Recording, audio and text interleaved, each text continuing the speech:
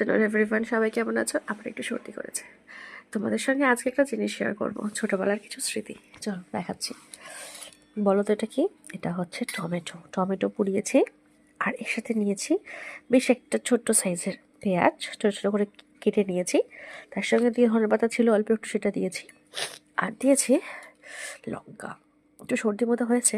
আর নুন দিয়েছি, আর বেশ করে সর্ষের তেল দিয়েছি, মানে দুটো টমেটো মাখতে যে পরিমাণ সর্ষের তেল লাগবে আর কি। তো ছোটোবেলা যখন আমরা স্কুলে পড়তাম, আমি স্কুলে পড়তাম, স্কুল থেকে বাড়ি আসতে আসতে প্রায় 5টা বেজে যেত, কারণ 4:30টার সময় স্কুল ছুটি হতো। আর বাড়ি আসতে আসতে হয়ে যেত 5টা। হেঁটে হেঁটে আসতাম, তো তখন তো এত পুলকার বা ছিল না। তো আমরা বাংলা মিডিয়াম স্কুলে পড়াশোনা করেছি আমি। তো এসে না, শীতকালে আর কিছু খেতে ইচ্ছা করতো না, ভাত থেকে তরকারি ঠান্ডা হয়ে যেত, গরম করলে সেই স্বাদ আসতো না।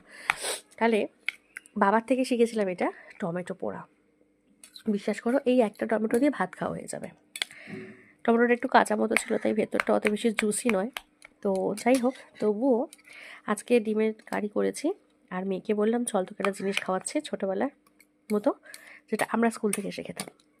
আমি খেতাম, বোন খেত, বেশিরভাগ সময় আমি খেতাম। আমার না এইসব চটপটা খাবার খেতে বেশি ভালো লাগে। আর আমার বোন আগা করে একটু কুঁড়ে লেজি, তো ও আর খাটনি করে করে খাবে না। তো আমি করে খেতাম। স্কুল থেকে এসে হাত পাটা ধুয়ে টমেটো নিয়ে বসিয়ে দিতাম। তখন ওই 9-10-এ পড়ি। আর ভীষণ টেস্টি লাগে এটা খেতে। এটা দিয়ে ভাতটা আজকে খাওয়া হয়ে যাবে। তো তোমাদের সঙ্গে শেয়ার করলাম, তোমরা এরকম কে খেয়েছো?